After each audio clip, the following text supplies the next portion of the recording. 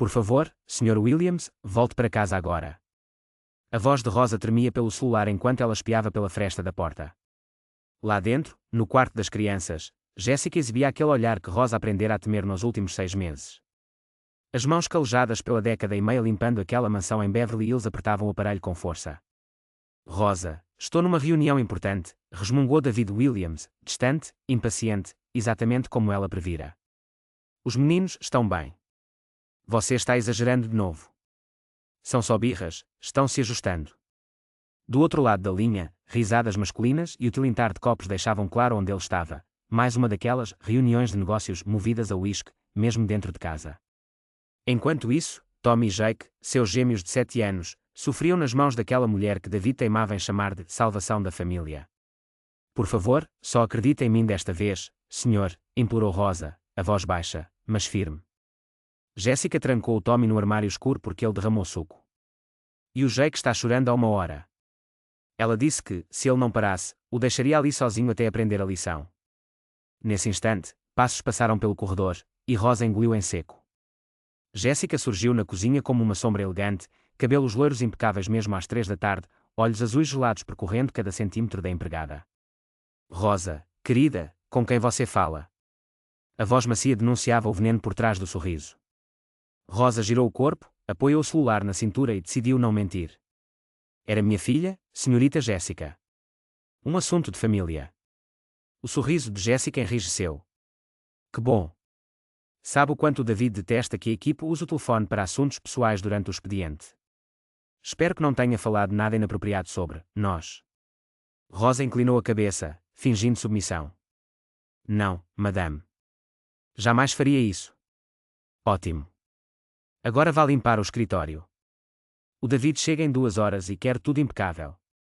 Quando Jéssica subiu as escadas, Rosa permaneceu imóvel na cozinha, punhos cerrados.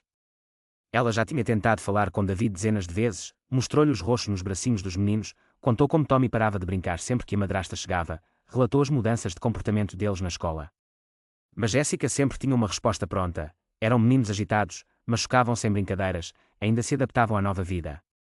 Rosa, claro, era uma babá superprotetora. Nada saudável para as crianças. Agora, porém, ela sabia que não podia esperar mais. Aquela casa, e seus 2 pequenos, estavam por um fio.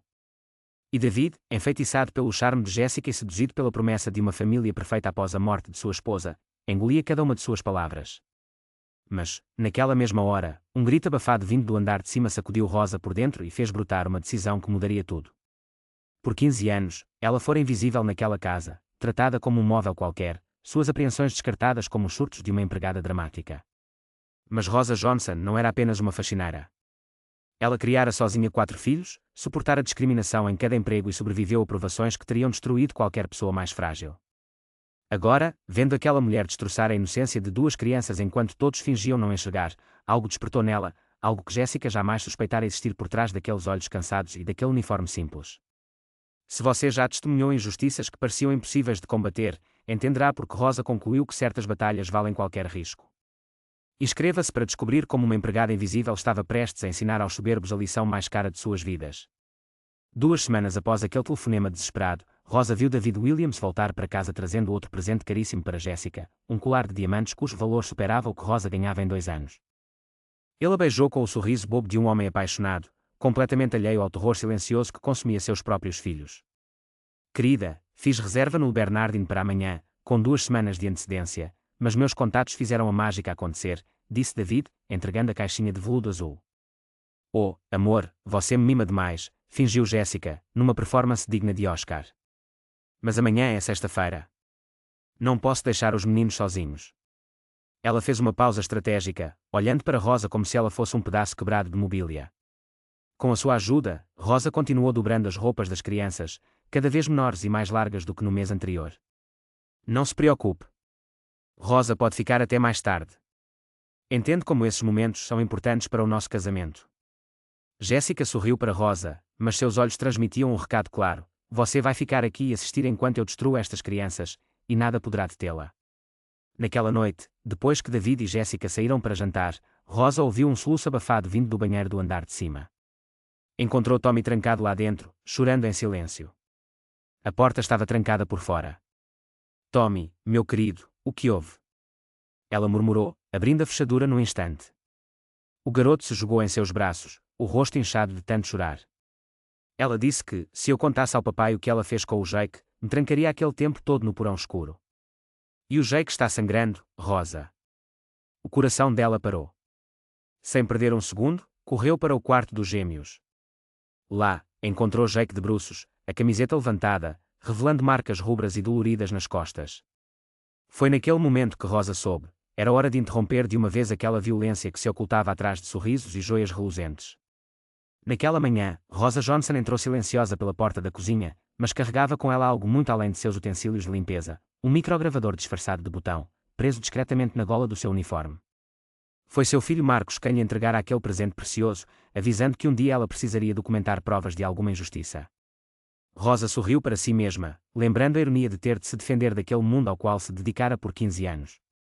Do outro lado do corredor, Jessica desceu à sala de café com o mesmo ar predatório de sempre. Os meninos, Tommy e Jake, sentavam-se à mesa, trajes apertados nos braços finos, olhinhos grandiosos cheios de ansiedade. Bom dia, meus anjinhos, disse ela com a voz melada de falsidade. A Rosa preparou um café da manhã delicioso para vocês. Rosa, com mãos firmes, alinhou sobre a toalha branca pratos de panquecas douradas, tigelas de frutas frescas e copos de suco de laranja recém-espremido, o banquete que meninos ativos merecem. Quando Rosa se afastou para buscar mais talheres, Jessica inclinou-se para Jake e sussurrou, severa, já sabe das regras. Meninos que molham a cama não merecem comer direito. Tommy, só um pedaço de panqueca. E você, Jake, vai ficar só com fruta. O garoto, com a voz trêmula, tentou protestar, mas eu não molhei a cama ontem. Um sorriso cortante apareceu no rosto de Jessica. Está mentindo. Mentiroso não come nada. E, num gesto frio, ela recolheu o prato de Jake, deixando-o fitando o vazio da mesa, enquanto Tommy comia em silêncio o seu único pedaço de panqueca. Rosa voltou a tempo de testemunhar Jessica afagando o cabelo de Tommy, como se toda aquela crueldade fosse apenas um carinho maternal. Meus meninos são tão comportados. David tem sorte de ter uma família tão harmoniosa agora. Cada sílaba ficou registrada naquele botão quase invisível. Rosa engoliu o nó na garganta, lembrando-se de seus dias em Detroit, quando criou 4 filhos sozinha, enfrentando patrões abusivos e vizinhos racistas. O ódio que a sustentou naquela época fervia dentro dela, mas agora era temperado pela experiência. Ela havia observado durante anos os hábitos da elite branca, seus segredos, pontos cegos e defesas automatizadas. Nos dias que se seguiram, Rosa acumulou horas de provas silenciosas, gestos, palavras de humilhação, ordens desumanas. Cada clique daquele microgravador era uma bala pronta para derrubar o mito de infalibilidade de Jessica.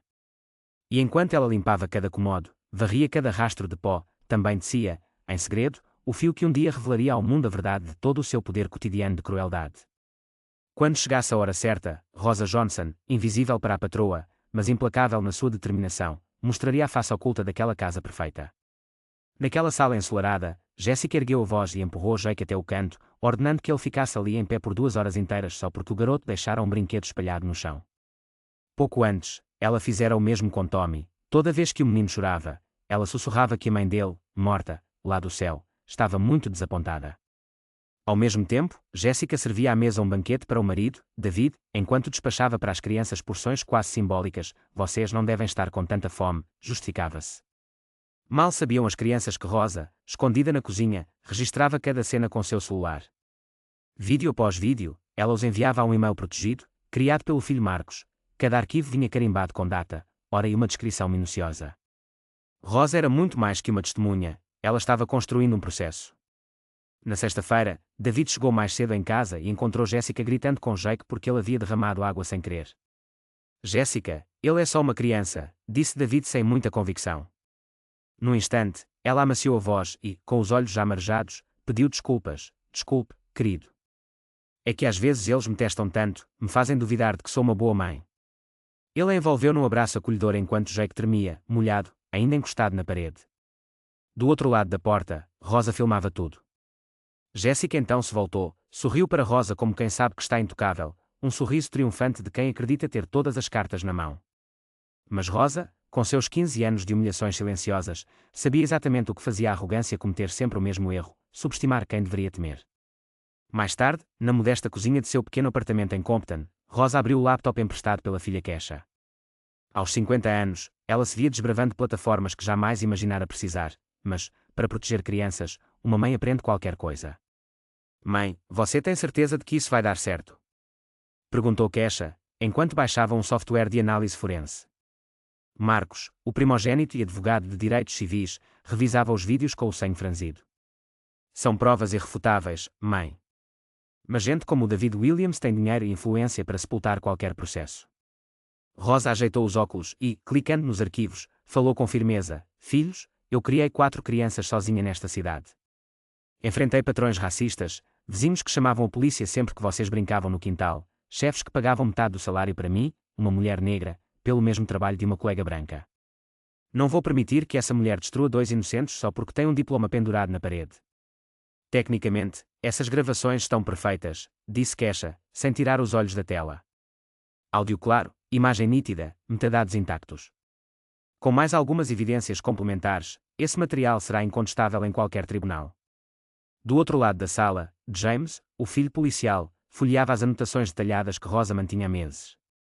Mãe, o padrão de abuso está documentado de forma cristalina. Mas, mãe, você precisa entender. Rosa suspirou ao redor da mesa onde seus 4 filhos se reuniam, cada um vestindo o uniforme de sua própria batalha.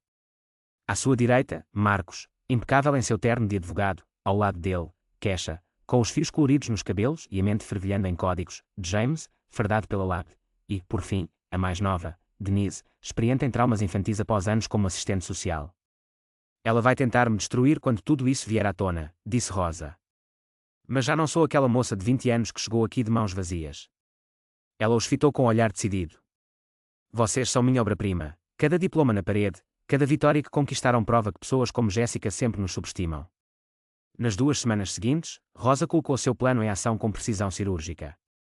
Todos os dias chegava ao trabalho usando uma microcâmara disfarçada, registrando em segredo tudo o que acontecia sob o teto daquela casa. Jéssica, alheia ao dispositivo, redobrava a crueldade.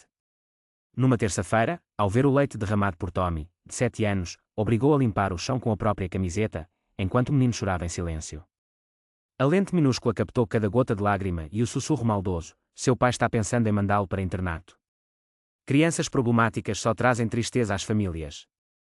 Na quinta, Rosa assistiu, horrorizada, ao longo castigo de Jake, trancado num armário escuro por 2 horas só por ter pedido para ligar para a avó, a mãe de David, a quem Jéssica havia afastado da vida dos netos. Quem faz muitas perguntas vai para lugares escuros até aprender a ficar quieto, murmurou ela, ignorando os gritos de pânico do garoto, agora acometido de claustrofobia. Seguindo instruções de Marcos, Rosa documentou também o contexto, as refeições escassas, os brinquedos quebrados como punição, o emagrecimento visível e as olheiras que denunciavam noites de medo.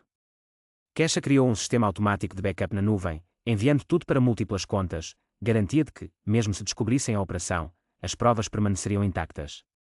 Foi Denise quem trouxe o golpe final. Mãe, descobri que Jéssica já foi demitida de outra família em Manhattan, acusada de maus tratos há 3 anos. O caso foi abafado com dinheiro. A fúria de Rosa encandeceu. Não havia dúvida, Jéssica não era apenas cruel, mas uma predadora profissional, atraída por viúvos abastados e usando crianças vulneráveis como instrumentos de controle psicológico. Marcos, ajustando as gravatas, sorriu com firmeza. Mãe, chegou a hora de criar um processo que ninguém consiga negar, ignorar ou comprar. Sexta-feira da segunda semana amanheceu com um plano bem delineado: expor o comportamento predatório de Jéssica, pedir uma investigação criminal e assegurar que ela jamais se aproxime de uma criança de novo. Naquela manhã, David anunciou que partia para um fim de semana de golfe em Palm Springs com clientes importantes. Mal fechou a porta do carro, Jéssica já exibia um sorriso vitorioso, 2 dias inteiros para, sem interrupções, destruir o ânimo do menino. Rosa, não precisa vir sábado, disse ela, adotando aquela expressão doce e falsa. Vou aproveitar para ter um tempo especial só com os meus meninos. Rosa assentiu, como sempre, com submissão. No entanto, por dentro, comemorava em silêncio, era a oportunidade perfeita para desencadear a fase final do plano. Na mesma noite, Rosa acionou o Dra. Patricia Wells, uma pediatra especializada em traumas infantis, indicada por Marcos. Doutora, sei que é atípico, mas preciso que examine 2 crianças neste sábado. Tenho indícios de abuso sistemático, explicou Rosa. Você tem autorização legal para isso? Perguntou Patricia. Tenho algo melhor, respondeu Rosa. 17 horas de vídeo que mostram tortura praticada por quem deveria protegê-los. Enquanto isso, James usava seus contatos na polícia para aprofundar o histórico de Jessica. O que descobriu só consolidou suas suspeitas. Em 3 estados diferentes, 3 famílias distintas seguiam o mesmo roteiro. Uma mulher encantadora se acercava de um viúvo rico, casava-se rápido e, poucos meses depois, as crianças começavam a apresentar comportamentos problemáticos, tudo para ela ganhar mais controle. É uma sociopata profissional, concluiu James. E nossa mãe está prestes a encerrar de vez essa carreira sombria. Na sexta à noite, assim que David embarcou, Rosa fez a ligação decisiva. Doutora Wells. Aqui é Rosa Johnson. Amanhã, às 10 horas, na 1247 Maple Street, Beverly Hills. Traga todo o equipamento para exame completo e documentação legal. Prepare-se para ver coisas que partirão seu coração, mas que darão voz a crianças silenciadas há meses. O que Jessica ainda não sabia era que aquela seria sua última noite de sono tranquilo, convencida de sua impunidade. Porque, às vezes, quando o sistema falha em proteger os inocentes, é uma mãe, que criou 4 filhos sozinha, quem mostra como a verdadeira justiça funciona. Sábado, 10h15. A doutora Patricia Wells estacionou sua Range Rover diante da mansão em Beverly Hills, sentindo o peso da fachada imponente que escondia horrores ainda inimagináveis. Rosa aguardava na porta dos fundos, o rosto tenso, mas firme. Obrigada por vir. As crianças estão no quarto. A Jessica não sabe que você está aqui. Elas subiram pela escada de serviço, evitando a entrada principal onde Jessica poderia surgir. No corredor do segundo andar, porém, algo fez a doutora Wells parar em seco, marcas recentes nas portas, sussurros abafados por trás das paredes e, no ar, um cheiro de medo que, agora, não havia mais como ignorar. Gritos abafados escapavam do quarto dos gêmeos, seguidos pela voz furiosa de Jessica: vocês não servem para nada. 2 fardos que ninguém quer. Enquanto isso, Rosa, de maneira quase imperceptível, ativou a gravação em tempo real no seu celular. Marcos já havia preparado tudo para que o vídeo fosse transmitido diretamente nas redes sociais da família Williams. O que se passava ali seria visto por centenas de pessoas em instantes. Quando Patricia Wells empurrou a porta, ficou sem palavras. No canto do quarto, Tommy ajoelhado, o rosto inchado de tanto chorar, e Jessica, agarrando Jake pelos cabelos, forçava o menino a encarar as fotos da mãe morta. Olha para ela.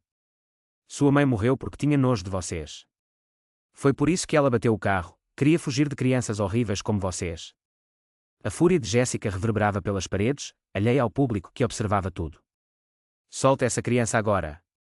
A voz autoritária da Wells rompeu, fazendo Jessica se virar num ágil movimento de animal aquado. Ainda segurando o menino, ela cerrou os dentes. Quem é você para invadir minha casa?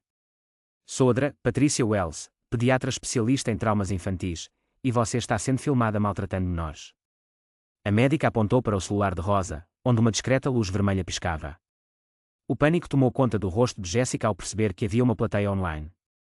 Você, murmurou, largando Jake e avançando contra Rosa como uma fera.